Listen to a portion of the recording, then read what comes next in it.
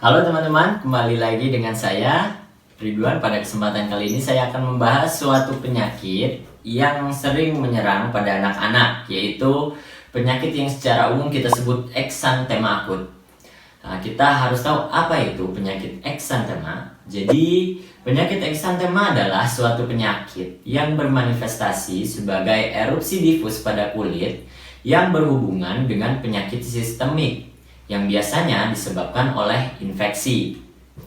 Mekanisme terjadinya lesi kulit adalah kerusakan sel akibat invasi organisme patogen.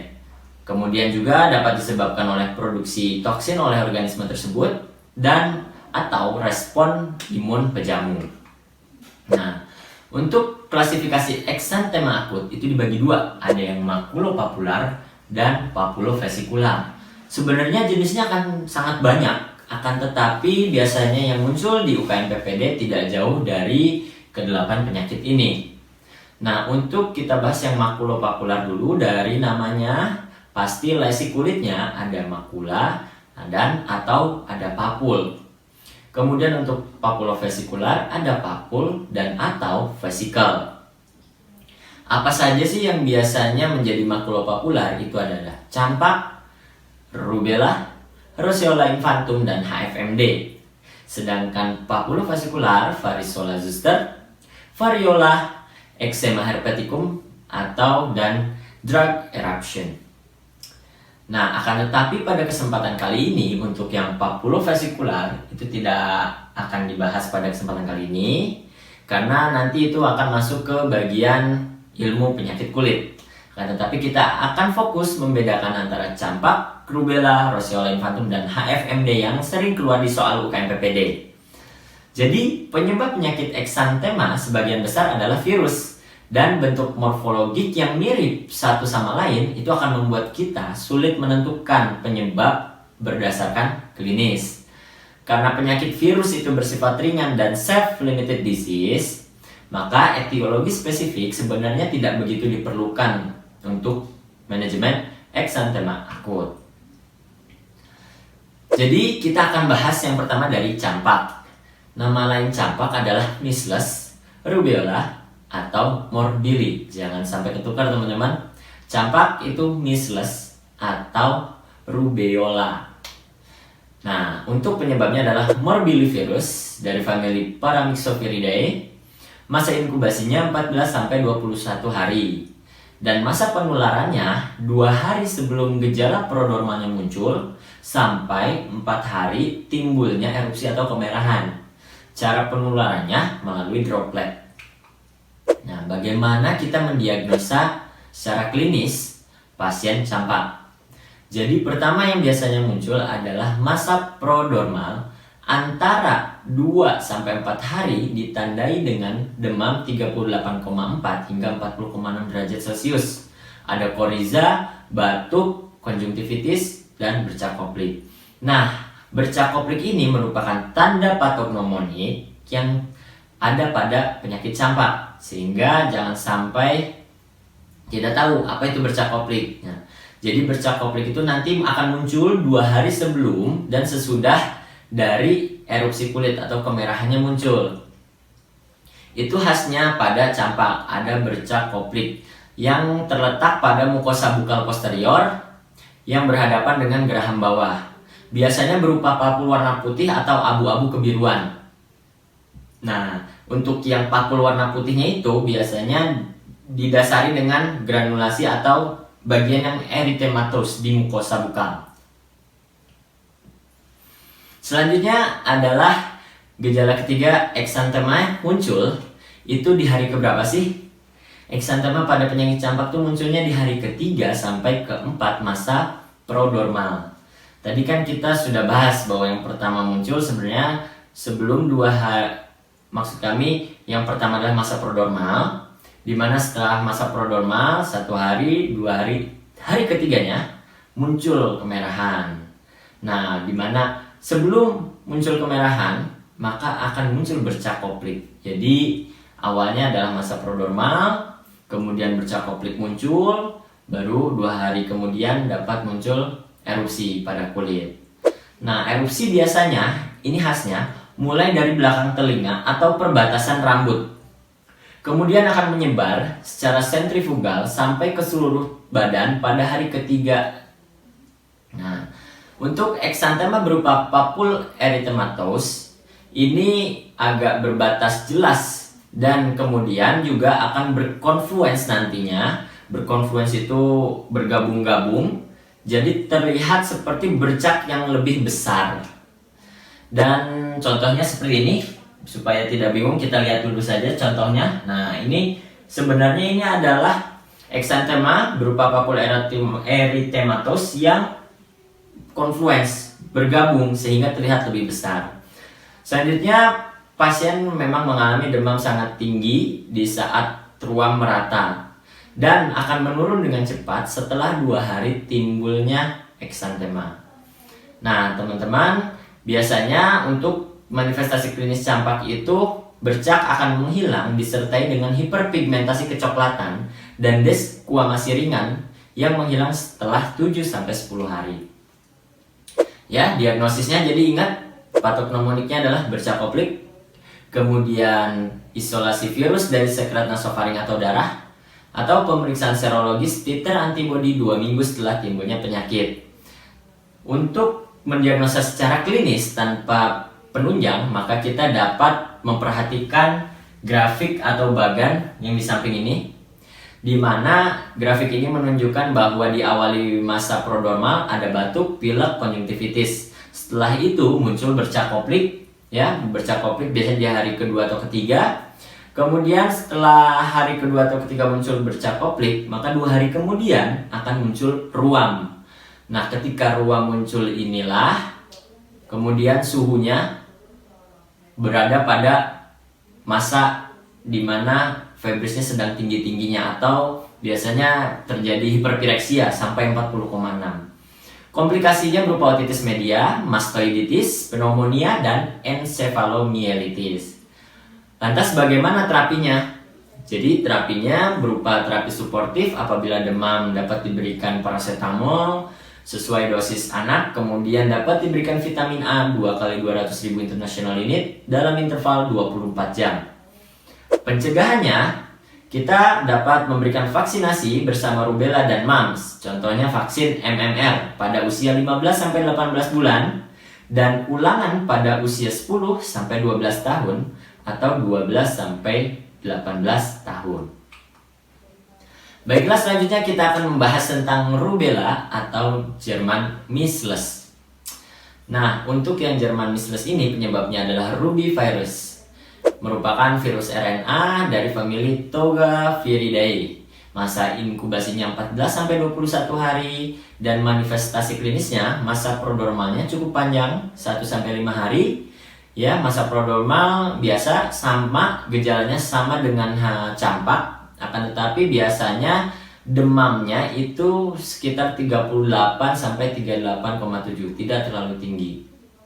Nah, akan tetapi masa prodromal ini akan cepat menurun gejalanya setelah hari pertama timbulnya ruam, ya. Jadi dengan kata lain, biasanya timbul dan menghilangnya demam itu bersamaan dengan ruam kulit. Jadi ketika kita lihat grafiknya langsung di sini bagannya, ya. Nah, bagan ini menunjukkan bahwa ketika demam, kita lihat suhunya, biasanya demam pada hari keempat atau kelima. Itu juga muncul ruam di hari keempat dan kelima demam itu. Nah, itulah yang saya maksud dengan munculnya bersamaan. Nah, kemudian selanjutnya untuk gejala lainnya itu enantema. Apa itu enantema? Bukan eksantema. Enantema pada rubella itu disebut Forchheimer spot, ya. Contohnya seperti ini, gambarnya kemerahan pada palatum mole. Nah, ditemukan pada periode prodromal sampai 1 hari setelah timbulnya ruam. Berupa bercak pinpoint atau lebih besar, warnanya merah muda, tampak tanda Forchheimer spot ini pada palatum mole sampai dengan uvula. Nah, bercak Forchheimer ini kalau pada campak disebut bercak koplik itu adalah patognomonik, Tapi sayang sekali untuk Forsamer ini bukan tanda patognomonik karena dapat muncul juga pada penyakit yang lain. Nah, biasanya pada penyakit rubeola, maksud kami rubella, ini dapat menyebabkan terjadinya limfadenopati generalisata.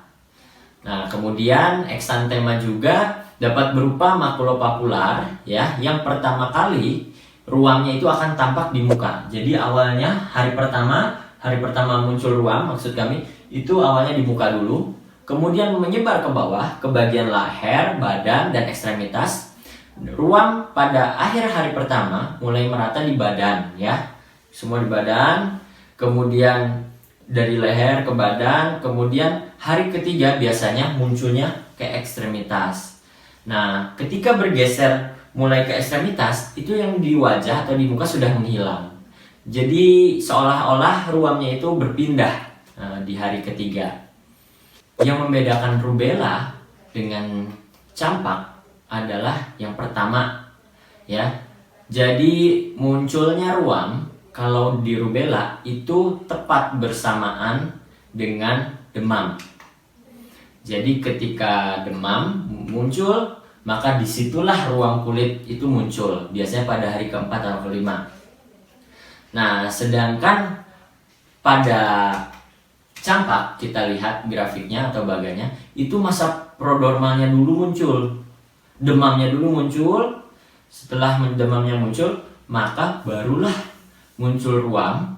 Dan ketika ruam itu muncul, maka panasnya akan semakin tinggi. Kita lihat grafiknya akan semakin meningkat seperti itu. Akan tetapi yang selanjutnya dapat dibedakan adalah adanya bercak koplik pada campak, sedangkan pada rubella biasanya walaupun tidak selalu dapat ditemukan Forsamer spot. Sedangkan selanjutnya manifestasi klinis lainnya untuk yang rubella awalnya dari wajah ya, sedangkan campak awalnya biasanya dari perbatasan rambut dengan kulit yang ada di kepala, kemudian secara sentrifugal menyebar ke seluruh tubuh. Itu untuk yang campak. Tapi kalau yang rubella tidak. Yang rubella awalnya dari wajah, kemudian ke leher, badan, berangsur-angsur yang di wajah hilang, maka pindah ke ekstremitas. Seperti itu. Nah, untuk diagnosis pastinya memang harus dilakukan isolasi virus. Virus dapat ditemukan pada faring 7 hari sebelum dan 14 hari sesudah timbulnya ruam. Serologis dapat dideteksi mulai hari ketiga timbulnya ruam. Dan kita juga harus tahu teman-teman bahwa rubella ini komplikasinya memang jarang terjadi pada anak. Dan walaupun terjadi, komplikasi dapat berupa artritis, ensefalitis, ataupun purpura. Terapinya berupa terapi simptomatik saja cukup, dan pencegahannya yaitu melalui vaksinasi MMR. Selanjutnya yang ketiga adalah Roseola infantum atau Exanthema subitum.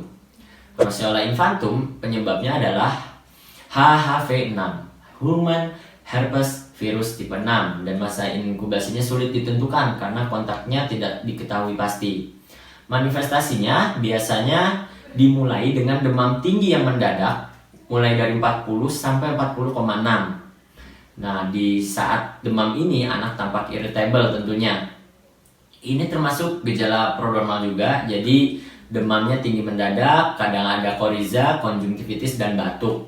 Nah, demam akan menetap selama 3-5 hari dan menurun secara mendadak ke suhu normal disertai timbulnya ruam. Jadi demamnya biasanya di soal disebutkan ketika demam sudah turun mendadak, kemudian muncul ruam. Nah, itu khas pada Roseola infantum. Dan ruam tampak pertama kali di punggung dan menyebar ke leher. Ya, itu juga yang membedakan dengan yang lain. Kalau di campak tadi mulainya dari perbatasan ya, ingat perbatasan rambut dengan kulit di kepala, kemudian ke bawah ke seluruh tubuh. Sedangkan pada rubella mulai dari wajah atau muka, kemudian leher, dan berangsur-angsur hilang yang di muka dan di leher, kemudian muncullah yang di ekstremitas. Sedangkan yang Roseola infantum itu pertama kali munculnya di punggung dan menyebarnya ke leher, ekstremitas, ya terutama ekstremitas atas dan muka. Setelah itu baru ke ekstremitas bawah. Kemudian lamanya timbul erupsi biasanya 1-2 hari, kadang dapat hilang dalam beberapa jam. Nah, ruam pada Roseola infantum tidak meninggalkan bekas berupa pigmentasi atau desquamasi seperti yang ada pada campak. Diagnosisnya biasanya melalui manifestasi klinis dan ada penurunan hitung leukosit.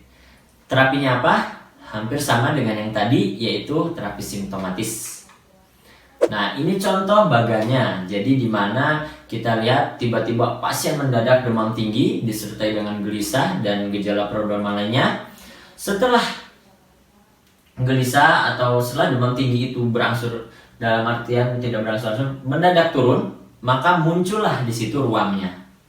Nah, gambarannya Roseola infantum seperti ini ya. Jadi memang untuk Roseola infantum, campak dan rubella ini memang gambaran klinis ruam merahnya itu tidak terlalu khas. Nah, yang khas itu adalah kita harus menilai kapan onset demam atau gejala prodromal muncul, kemudian kapan ruam itu muncul dan berapa lama juga. Selanjutnya adalah tanda-tanda patognomoniknya. Dan yang terakhir, yang jangan sampai lupa dan masih juga penting, itu adalah alur persebaran dari ruam merahnya. Di mana dimulai ruam merahnya dan menyebarnya kemana dulu, seperti itu. Nah, selanjutnya adalah scarlet fever. Scarlet fever kita akan bahas mulai dari etiologinya, di mana penyebabnya adalah Streptococcus beta hemolyticus grup A. Masa inkubasinya 1-7 hari. Rata-rata biasanya dari 1-7 hari itu kebanyakan muncul dalam 3 hari. Nah, cara penularannya itu melalui droplet dari pasien yang terinfeksi atau dari karier. Fokus infeksinya itu untuk scarlet fever itu ada di faring dan tonsil, sehingga biasanya anak mengeluhkan nyeri pada tenggorokan. Gejala prodromalnya yang pertama berupa demam panas, nyeri tenggorokan, muntah, dan nyeri kepala. Dan biasanya dalam 12-24 jam akan timbul ruam yang khas. Kemudian tonsil membesar dan eritem. Pada palatum dan uvula terdapat eksudat putih keabu-abuan. Untuk tanda patognomonik pada scarlet fever adalah strawberry tongue, di mana gambarannya akan menunjukkan seperti ini lidahnya. Nah, selanjutnya ruam berupa erupsi punctiform. Maksudnya apa? Ini yang cukup khas. Jadi pada scarlet fever itu ruamnya berupa warna merah yang menjadi pucat bila ditekan.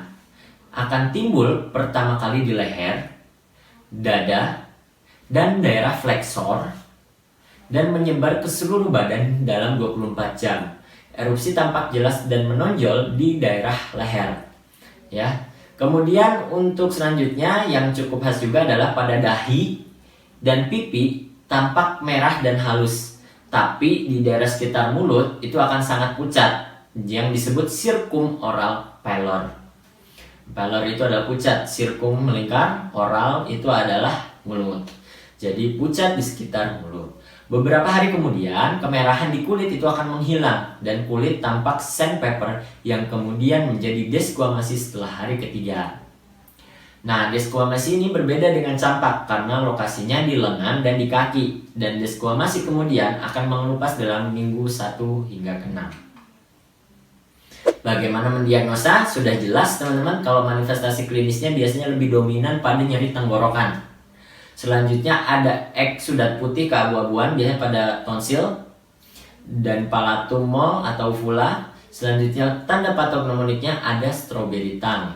Nah, ruamnya itu kalau ditekan agak pucat, jadinya namanya erupsi punctiform. Ini contoh bagannya, jadi nyeri tenggorok, ruam, dan suhunya meningkat, ya. Itu pada awal penyakit dalam 12-24 jam. Nah, jadi diagnosisnya, tadi manifestasi sudah jelas. Yang kedua adalah dapat dilakukan kultur yang menunjukkan positif Streptococcus beta hemolyticus grup A. Dan juga dapat dilakukan pemeriksaan serologis peningkatan kadar anti-streptolisin O, yaitu ASTO yang positif. Komplikasinya karena yang diserang biasanya fokus infeksinya pada tenggorokan, maka dapat terjadi abses tonsil, kemudian dapat juga terjadi otitis media, bronkopneumonia, dan komplikasi yang lebih lanjut adalah demam rematik dan glomerulonefritis yang disebabkan infeksi Streptococcus beta hemolyticus grup A. Nah, selanjutnya kita bagaimana menterapinya, kita akan coba bahas sedikit bahwa karena penyebabnya adalah bakteri, maka obat yang menjadi first line untuk penyakit ini adalah penisilin per oral atau intravena.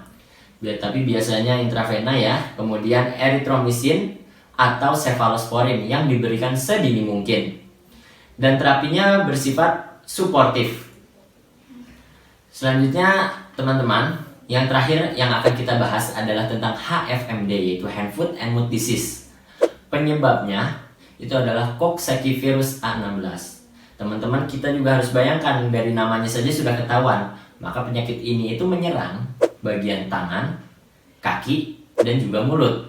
Dan masa inkubasinya 4-6 hari, di mana cara penularannya itu melalui droplet.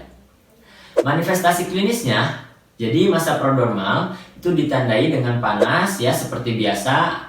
Kadang ada juga nyeri tenggorokan yang timbul 1-2 hari sebelum timbul enantem.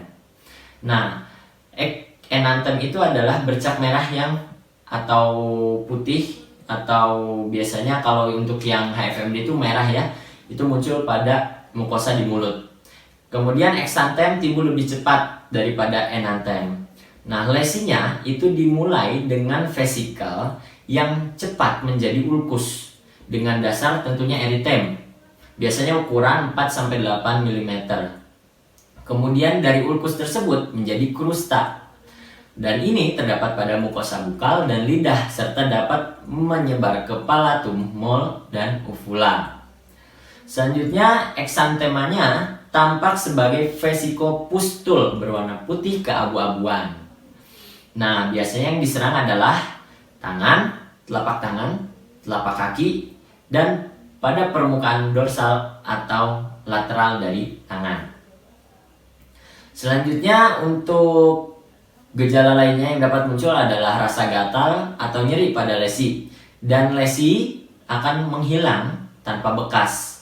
Diagnosisnya biasanya memang dari manifestasi sudah jelas karena predileksinya itu ada pada mulut, tangan, dan kaki. Hand, Foot, and Mouth Disease. Jadi manifestasi klinis kita bisa padukan dengan isolasi virus dengan preparat ZAM. Dan diagnosis bandingnya itu adalah infeksi varicella dan herpes. Bagaimana terapinya? Tentu terapinya cukup simptomatik lagi-lagi karena penyebabnya adalah virus yang dapat self-limited disease.